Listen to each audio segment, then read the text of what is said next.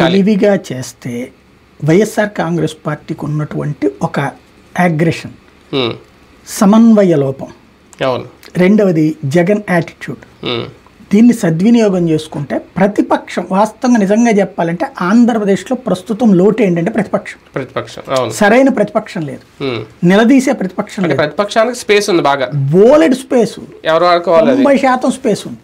ఇప్పుడు వరదలు వచ్చిన రోజున ఏందయ్యా ఎవాక్యుయేట్ చెయ్యవా నువ్వు అని ధర్నా చేయాల్సింది ఎవరు చేయలేదు. అరే 10 రోజుల పాటు నీళ్లలో దాంచుతారా జనాల్ని? ఎవడైనా నీళ్లలో వదిలేస్తారా? పడవలు ఇచ్చి తీసుకురారా బయటికి? అడిగినోడు ఎవడు లేడు. మునిగిపోయిన తర్వాతన ఆ సామాన్లన్నీ కొట్టుకుపోయినటువంటి వాళ్ళకి సరే డబ్బులు ఇచ్చారు, బాగానే ఉంది.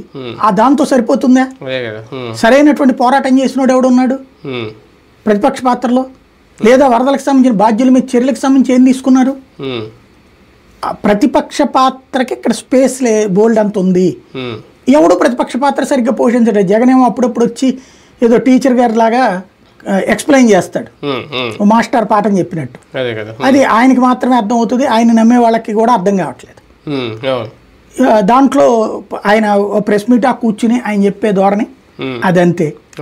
ఉద్యమం చేయడము లేదు, ఇది లేదు. సొంత వాళ్ళనే ఇది తననే వైఎస్ఆర్ కాంగ్రెస్ పార్టీ పడవలు పెట్టి గుద్దిందంటే వెళ్ళి రోడ్డు మీద కూర్చుని నిజం తేల్చి అని అడగడం కూడా జాతకాలేదు అతను.